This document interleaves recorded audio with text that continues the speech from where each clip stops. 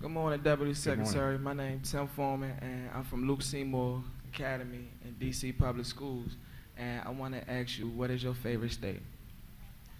What is my favorite Oh, my bad, favorite country. I'm sorry. favorite country? Favorite state? Well, I'd have to say I grew up in New York City, so I guess New York's got to be my favorite state. My favorite country, well, you know, people ask me all the time which was my favorite post that I served at. And of course, they all were very interesting. But I have a kind of a soft spot in my heart for the country of Mexico, where I was ambassador for 4 years. And there were a couple of reasons for that. Well, first of all, the Mexicans are extremely nice people. Secondly, I had an opportunity, it's a big country, so I had an opportunity to travel around all the 32 different states within Mexico. And lastly, during that time that I was in Mexico, we happened to negotiate the North American Free Trade Agreement between Mexico, Canada, and the United States, and I feel very proud of that accomplishment. Thank you, sir. Well, thank you for your question. My name is Carla. I go to Benjamin Banneker. My question is, what are your biggest challenges negotiating?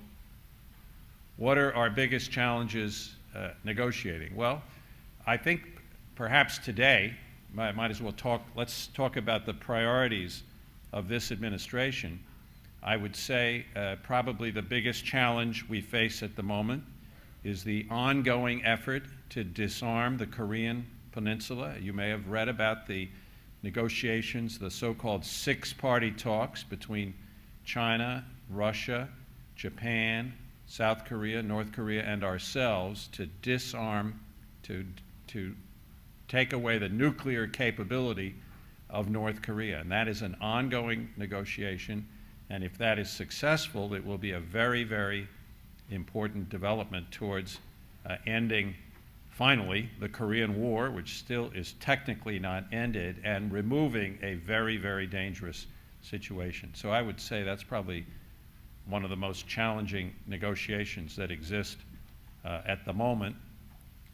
And one other example I would mention as a very difficult international negotiation that's going on, that's a global negotiation, and that is the World Trade Organization negotiations that are going on right now, called the Doha round of negotiations to come up with a new global trade agreement. And we're hoping that that might be accomplished by the end of the administration. Thank you. Thank you. Thank you so much. I'm Caroline Jamateria from Ghana, Sub School. I want to know, along the way, you had many challenges, but did you ever feel like leaving? Did you find time, like sometimes very difficult? Did you ever feel like leaving? You mean like giving up the career and Yeah. throwing in the towel, huh, as we say? Yeah, sometimes. Yeah, to be honest with you.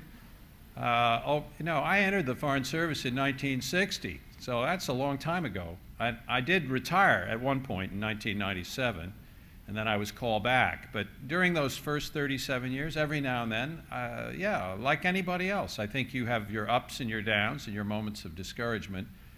And I looked at different opportunities in the private sector and so forth. But somehow, I always ended up sticking with it. And when I was asked to come back, even though I thought when I retired in 1997, I never thought I'd come back to government service. But when Secretary Powell invited me back to be the ambassador to the United Nations, I jumped at the opportunity. And I realized that for me, this kind of work and public service and dealing with foreign affairs was just much more satisfying than any kind of work I could find in the private sector. So I felt very motivated to come back and have no regrets whatsoever. Thank you very much. Good morning. My name is Morning. Michelle Ross, and I attend Benjamin Banneker. My question is, what has been your greatest achievement in representing the United States? What has been my greatest achievement in representing the United States? Well, you know, we always talk about sort of having a passion for anonymity and not trying to take credit. I mean, when good things are accomplished, they really are a collective effort. They represent the work of the whole organization, whether it's the State Department or the presidency.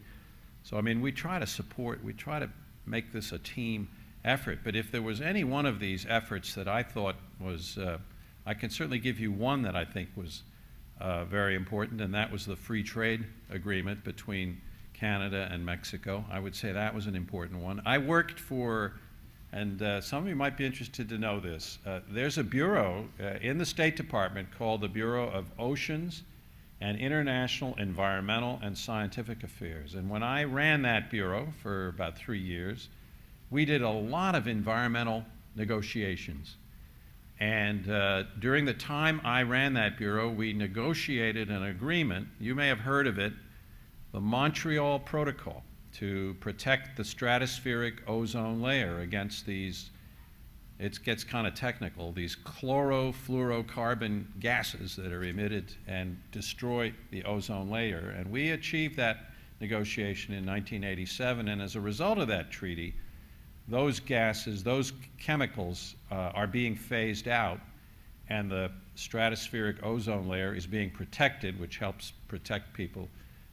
By restoring that layer, you protect people against skin cancer, among other things. So I thought that was an important accomplishment.